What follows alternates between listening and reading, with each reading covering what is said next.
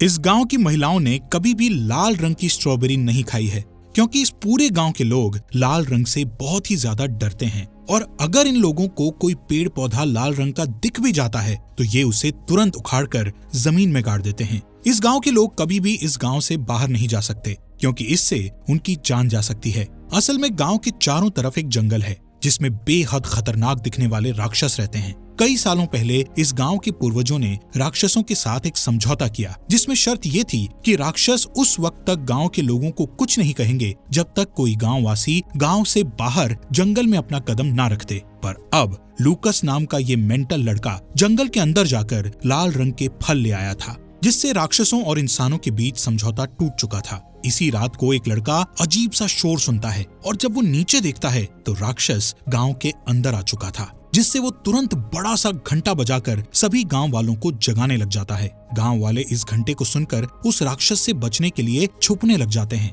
वहीं इस गांव में रहने वाली एक अंधी लड़की जिसका नाम ईवी है, वो राक्षस की दहाड़ सुनकर बहुत घबरा जाती है। राक्षस भी उसकी तरफ बढ़ रहा था। अब आगे इस कहानी में क्या क्या होता है, चलिए जानते हैं दोस्तों। तो कहानी की शुरुआत 19वीं शताब्दी से होती है, जहाँ पर हमें एक विलेज को दिखाया जाता है जिसका नाम पेंसिल्वेनिया है। हालांकि इस गांव में हर तरह की खुशहाली है, लेकिन इस गांव से कभी कोई बाहर नहीं जा सकता। इस गांव के चारों तरफ बड़ी बड़ी दीवारें हैं, साथ ही यहाँ पर एक वॉच टावर भी है जहाँ पर हमेशा कोई न कोई पहरा देता रहता है। दरअसल ये गांव जंगल के बीचों बीच था, इसलिए इन गांव वालों का दूसरे किसी भी गांव से कोई भी कांटेक्ट नहीं होता है और जो लोग इस गांव के अंदर रहते हैं वो कभी भी बाहर नहीं जाते हैं। यहाँ पर किसी तरह के कोई पैसे नहीं चलते। यहाँ सब एक दूसरे का सम्मान करते हैं और साथ ही यहाँ पर कोई किसी से भी शादी कर सकता है, लेकिन शादी का एक रूल होता है कि कोई भी किसी को पसंद करता है तो वो कभी उसका हाथ नहीं पकड़ता जब तक कि उसकी शादी नहीं हो जाती। खैर, अब यहाँ पर जो सीनियर लोग रहते हैं उन्हें एल्डर्स कहा जाता है। उन एल्डर्स में से एक एल्डर के बेटे की किसी बीमारी की वजह से मौत हो जाती है। दरअसल इस गांव में किसी भी तरह की अच्छी मेडिकल फैसिलिटी नहीं है, इसलिए किसी भी तरह की बीमारी का इलाज करना यहाँ पर पूरी तरह नामुमकिन है।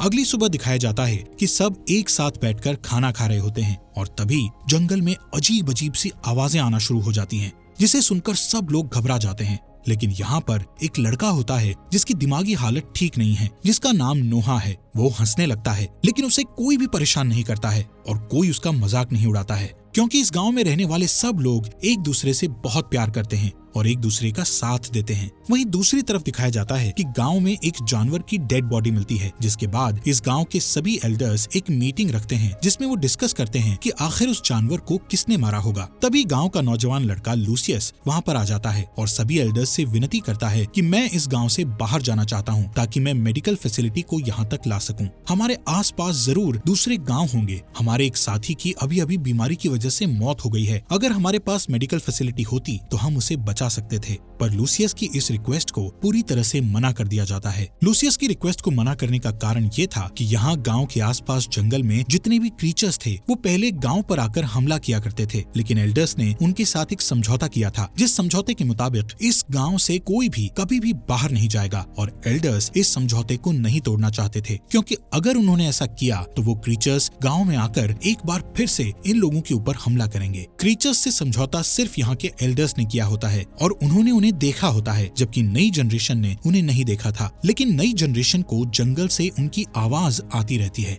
और कई बार उन्हें बहुत सारे निशान भी मिलते हैं, इसलिए वो जानते थे कि जंगल के आसपास क्रीचर्स रहते हैं और लूसियस उन क्रीचर्स से नहीं डरता था, इसलिए वो जंगल में जाना चाहता है, पर उसे इस बात की इजाजत नहीं होती है। इसी गांव में एक लड़की रहती है जिसका नाम ईवी है। ईवी देख नहीं सकती और उसकी सेंसेस और उसका दिमाग बहुत तेज होता है। वो नोआ के साथ लूसियस के पास जाती है और लूसियस से कहती है कि मैं जानती हूँ कि तुम मेरा हाथ क्यों नहीं पकड़ते हो, क्योंकि तुम मुझसे प्यार करते हो। और ये बात सच होती है कि लूसियस ईवी से प्यार करता है। लूसियस के पास नोहा भी होता है जिसकी दिमागी हालत खराब है। यहाँ लूसियस देखता है कि नोहा के हाथ में वो लाल रंग का फ्रूट है जो जंगल में पाया जाता है। इस गांव के अंदर कभी भी लाल रंग नहीं लाया जाता था, चाहे वो लाल रंग का कपड़ा हो या लाल रंग का कोई फूल या फ्रूट। साथ ही जब भी गांव में कोई लाल रंग देखा जाता है तो उसे जमीन में दफन कर दिया जाता है।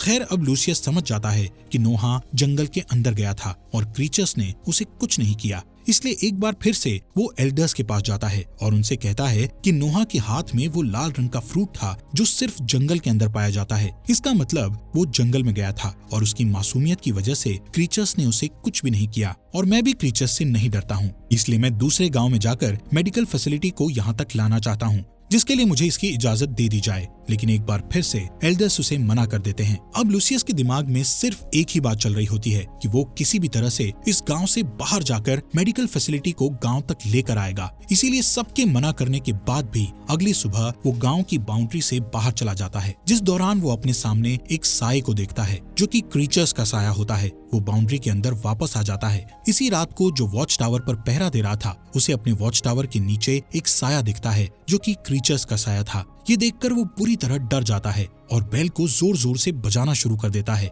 बेल की आवाज सुनकर गांव वाले भी डर जाते हैं। दरअसल गांव में जितने भी घर हैं उन सब घरों के नीचे एक बेसमेंट है और जब भी इन्हें खतरे का एहसास होता है तब सभी उस बेसमेंट में जाकर छुप जाते हैं। लेकिन ईवी अभी बाहर होती है क्योंकि वो लूसियस का इंतजार कर रही थी। तभी लूसियस आता है और उसे भी बेसमेंट में ले जाता है, जिसके बाद पूरी रात इन्हें क्रीचर्स की आवाज आती है और अगली सुबह जब गाँव के लोग अपने बेसमेंट से निकलकर घर के बाहर आते हैं तो देखते हैं कि हर एक दरवाजे के बाहर लाल रंग का एक निशान है, जिसे देखकर सभी समझ जाते हैं कि क्रीचर्स से किया हुआ समझौता अब टूट चुका है, यानी कि क्रीचर्स ने गांव वालों को एक वार्निंग दी है। इसके बाद पूरे गांव की मीटिंग होती है जहां पर सभी एल्डर्स परेशान होते हैं कि ऐसा कैसे हो सकता है। तब लूसियस कहता है कि मैं गांव की बाउंड्री से बाहर गया था और मैंने वहां पर एक क्रीचर को देखा, इसलिए कल रात को क्रीचर्स हमारे गाँव के अंदर आए। यहाँ सब जानते हैं कि लूसियस के इरादे गांव के लिए अच्छे हैं, इसलिए उसे माफ कर दिया जाता है और समझाया जाता है कि आज के बाद वो कभी भी गांव की बाउंड्री से बाहर नहीं जाएगा। वहीं ईवी की बहन की शादी होती है, जिस वजह से पूरा गांव खुश होता है। शादी के बाद जब लोग अपने अपने घरों में वापस जाते हैं तो देखते हैं कि उनके घरों के बाहर किसी ने मरे हुए जानवर को लटका रखा है। जानवरों की बॉडी देखकर सब लोग एक बार फिर से डर जाते हैं। सबको डर लगता है कि क्रीचर्स आज भी गाँव में आएंगे, इसलिए लूसियस फिर से ईवी के घर जाता है जहां वो दोनों एक साथ बैठते हैं और तय करते हैं कि जल्द ही दोनों शादी कर लेंगे। अगली सुबह पता चलता है कि नोआ, जिसकी दिमागी हालत अच्छी नहीं है, उसे बहुत गुस्सा आता है क्योंकि बचपन से वो ईवी को पसंद करता था। इस वजह से अब उसके दिल में बदले की भावना जाग उठती है, जिसके चलते नोआ लूसियस को चाकू से जख्मी कर देता है। लूसियस की हालत बहुत ज्यादा खराब हो जाती है, साथ ही उसके बचने के चांसेस बहुत कम होते हैं क्योंकि इस गाँव में मेडिकल फैसिलिटीज नहीं है।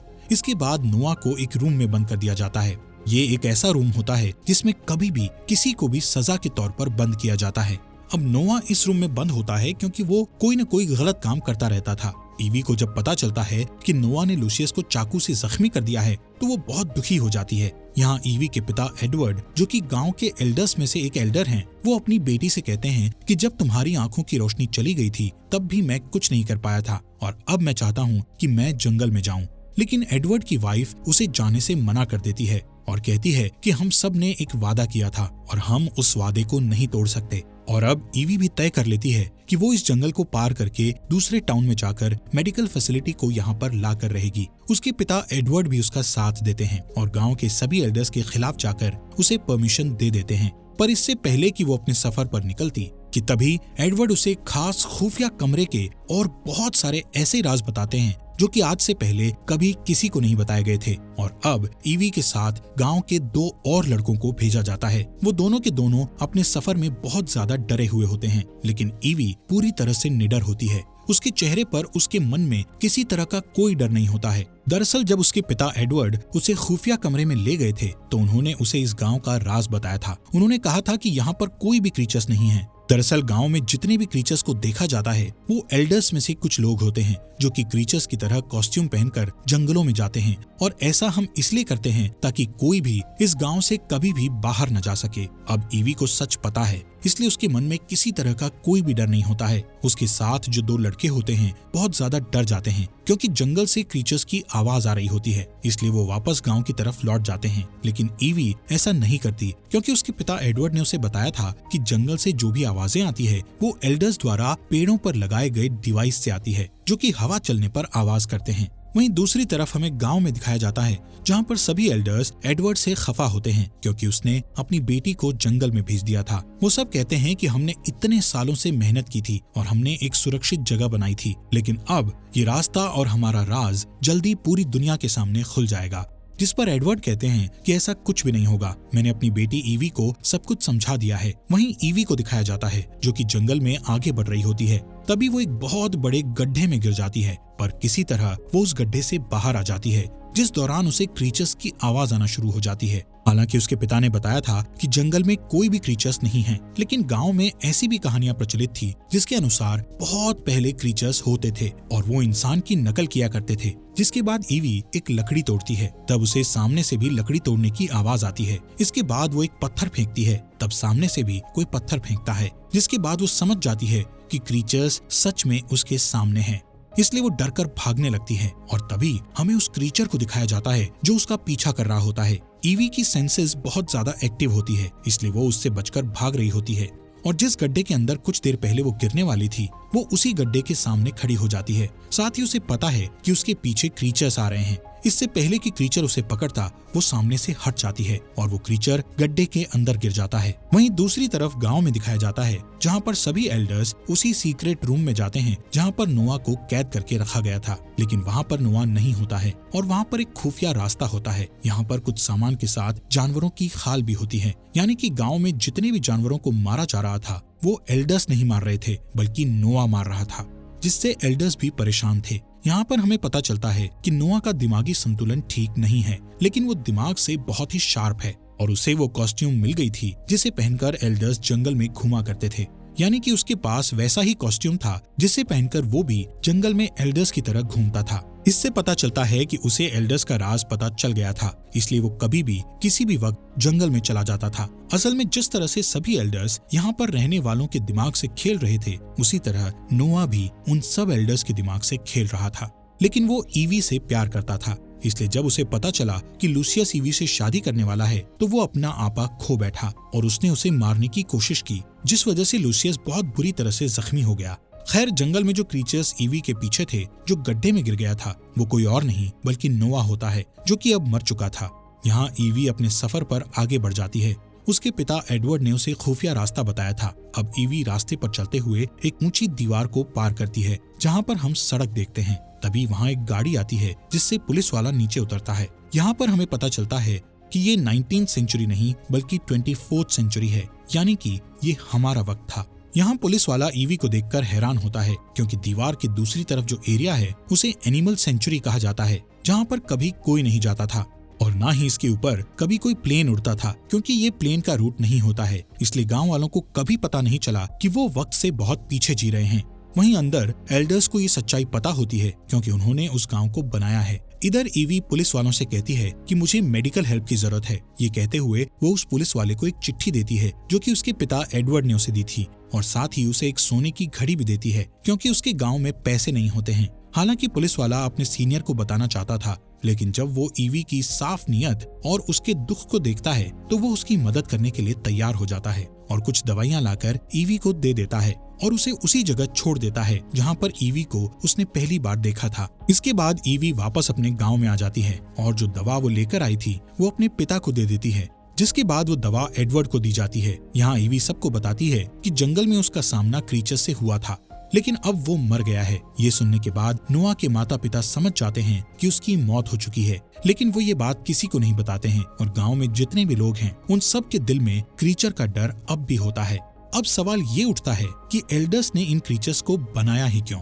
दरअसल 1972 में जब एडवर्ड एक प्रोफेसर था तब वो उन लोगों की काउंसलिंग किया करते थे जो बहुत ज्यादा दुख में थे और उन सब के दुख का कारण ये दुनिया थी। इस दुनिया में बढ़ते क्राइम के चलते उन सब ने अपनों को खोया था, इसलिए प्रोफेसर ने उन सब के साथ मिलकर एक प्लान बनाया जिसमें उन्होंने ऐसे गांव को बनाया जिसके बाहर कोई भी नहीं जा सकता और न ही बाहर से कोई इंसान यहाँ पर आ सकता था। दरअसल ईवी के पिता प्रोफेसर एडवर्ड बहुत ज्यादा अमीर थे। उनके पास उनके खानदान का बहुत पैसा था और उन्होंने अपने खानदानी पैसे से इस पूरी जगह को खरीद लिया था, जिसके बीचों बीच उन्होंने इस गांव को बनाया था। साथ ही वो पुलिस को फंडिंग भी किया करते थे ताकि कोई भी दीवार के उस तरफ आने की कोशिश ना करे। इसलिए पुलिस दीवार के चारों तरफ वाली सड़क पर घुमा करती थी ताकि दीवार की दूसरी तरफ कोई भी ना जा सके। साथ ही एडवर्ड गवर्नमेंट को फंडिंग भी किया करते थे ताकि कोई भी प्लेन उस जगह के ऊपर से ना उड़े। और वहीं ईवी ने ये गवाही दी होती है कि उसने जंगल में एक मॉन्स्टर को मारा है, जिससे एक बार फिर से सबके दिलों में डर बैठ चुका था।